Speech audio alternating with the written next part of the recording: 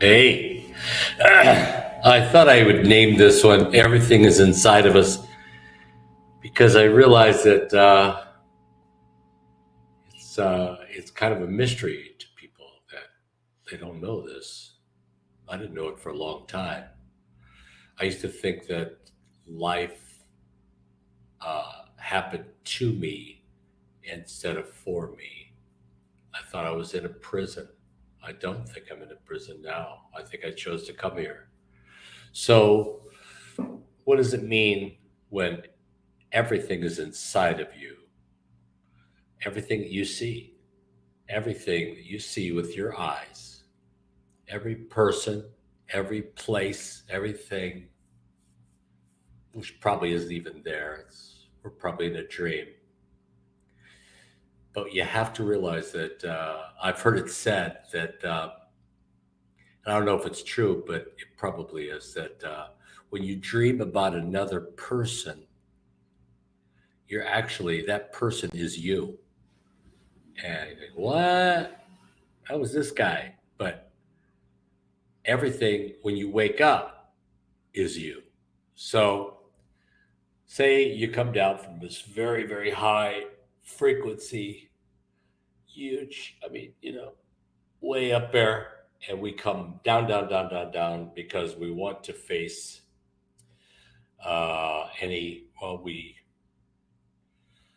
we have negative energies that only live here. And that's why we came. We actually came all the way down to three strands of DNA when we have at least 12. But we came down to, I think, to clean this stuff up. But I don't know. I think it's just when we came all the way down to this three strands of DNA, before we got here, there was something that was put in our system that would be tied into the scaffolding and make it so we could survive in 3D and so forth. But that program in our head and everything we see is totally different than every single other person except for they got their program and we got ours. They've got a program of things that they want to happen in here. Now, in with this is the system that was already set up. All the scaffolding was set up for us here, before we got here. So when we look around, and I think eventually you realize every single person that I meet in my mirror that comes in, I call this a mirror because this whole place is a reflection of our home where we came from. It's a reflection. It's not, it's real in the simulation sense, but to overcome and to win this simulation game, we have to get past all of the negative energies without becoming attached to it and getting stuck here. So you have to realize that every person that you meet is you in another expression. We're all connected. We're connected to every single person. And so the best thing to do is flow like water. Try to say yes to as much as you possibly can. Now, if the decision is based on, if you look at this bubble and you think, that's going to lead to this person getting hurt, and I know this, so I toss it away. It's not me.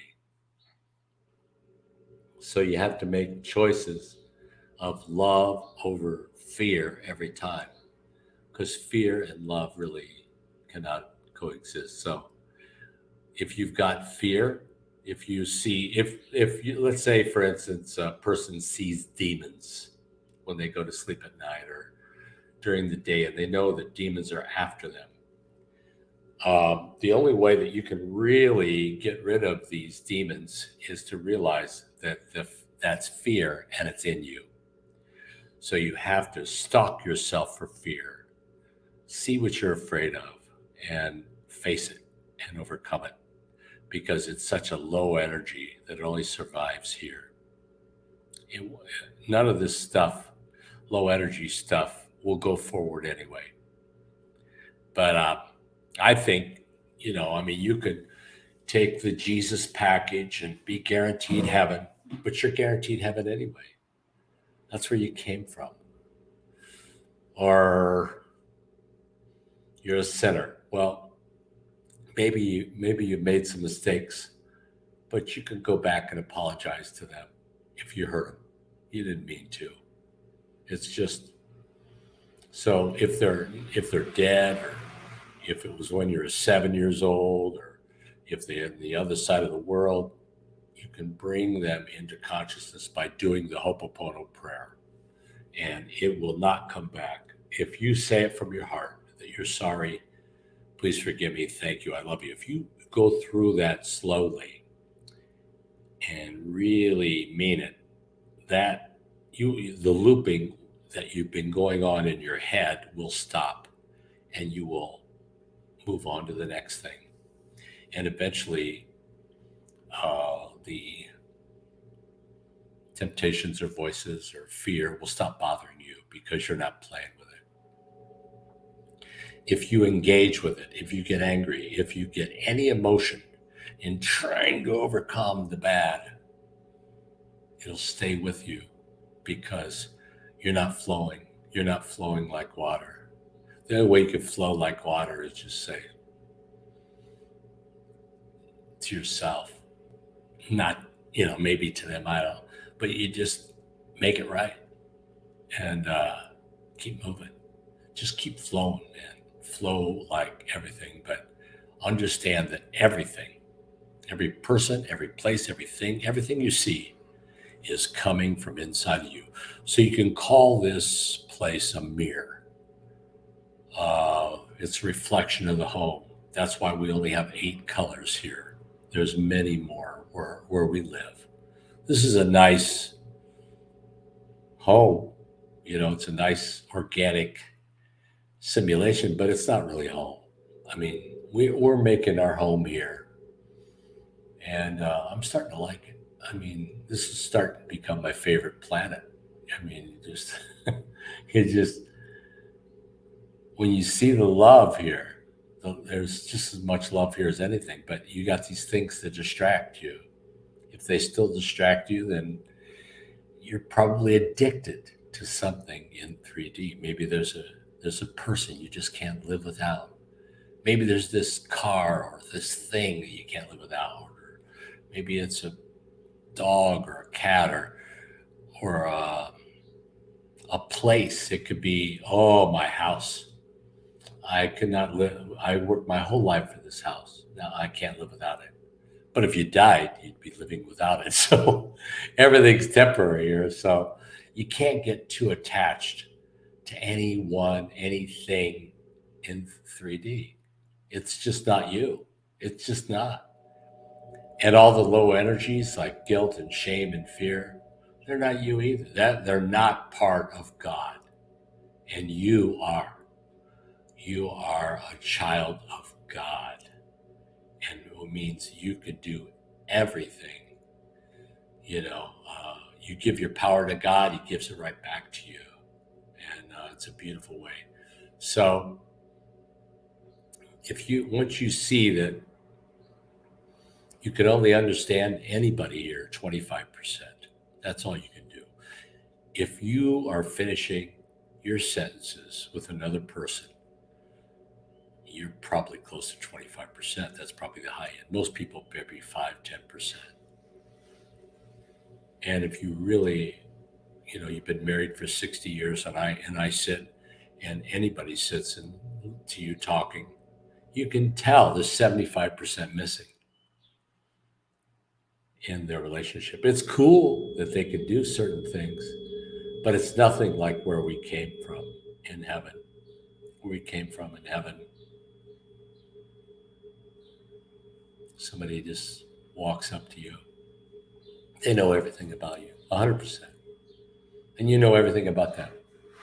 There's nothing to hide. There are no low frequencies. But you really, you really know everything about them, and they know everything about you.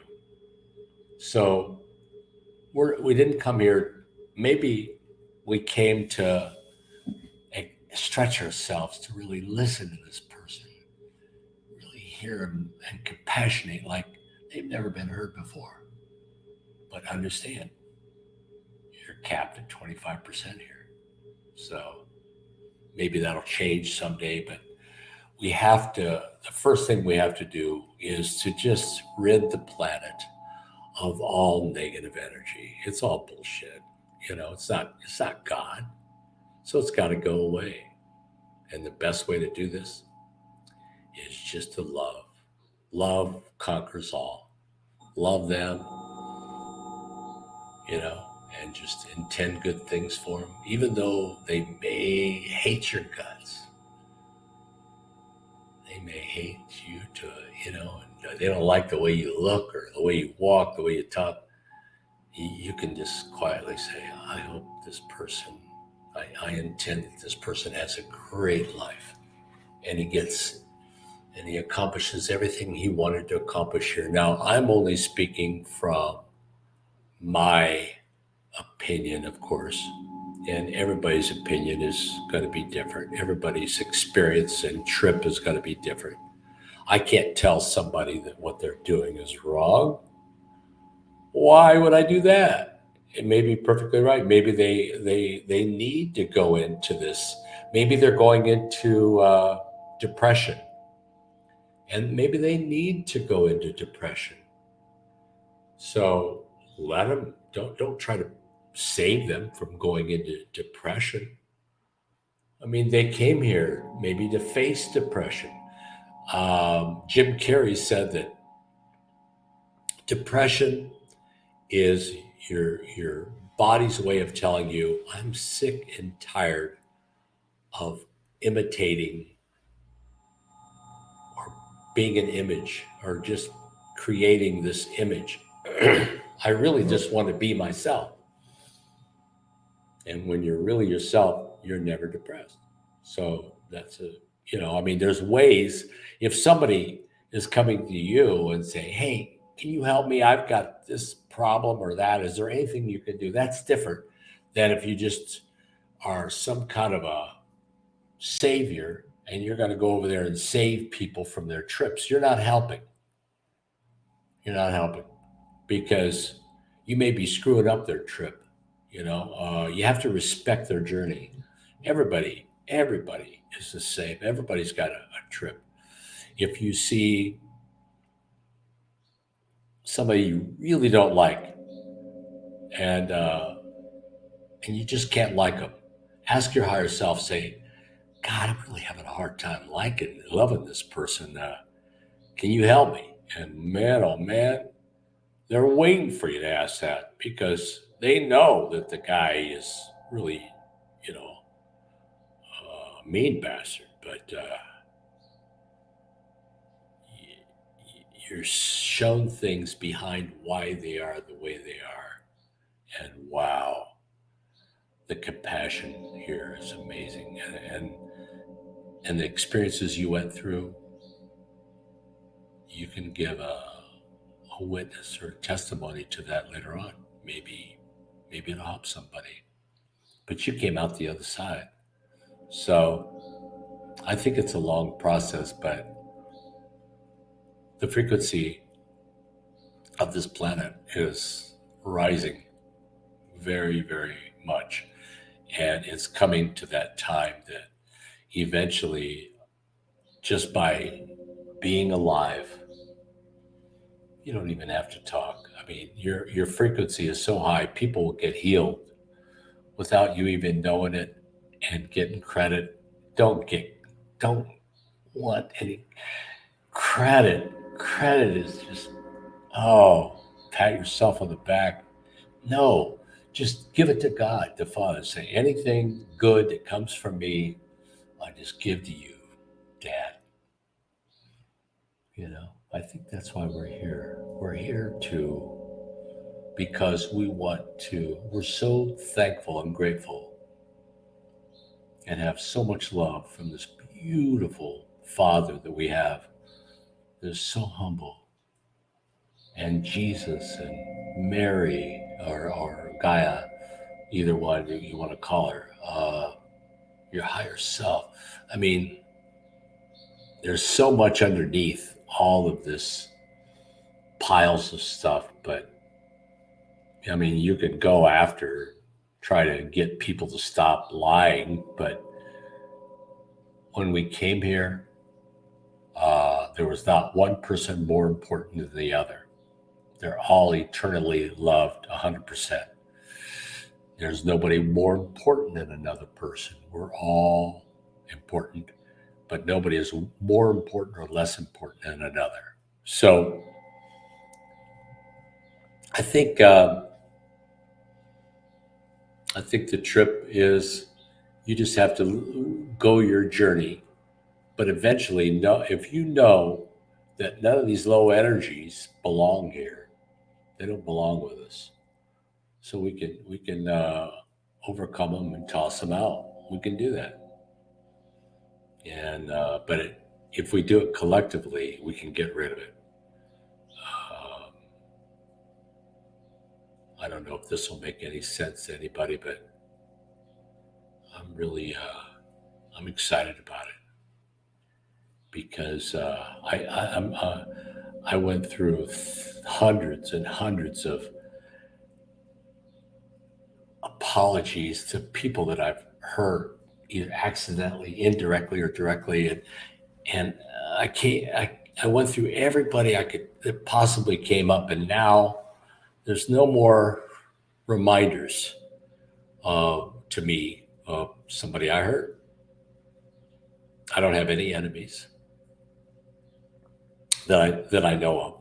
At least there's no enemies that on my side. There might be people that I'm sure there's people that hate my gut, but that's all right. I didn't come here to be loved anyway. So I kind of, Jesus said, I come not to bring peace, but a sword to pit mother against, father against son. And, it's just, I think that's the reason. It's not,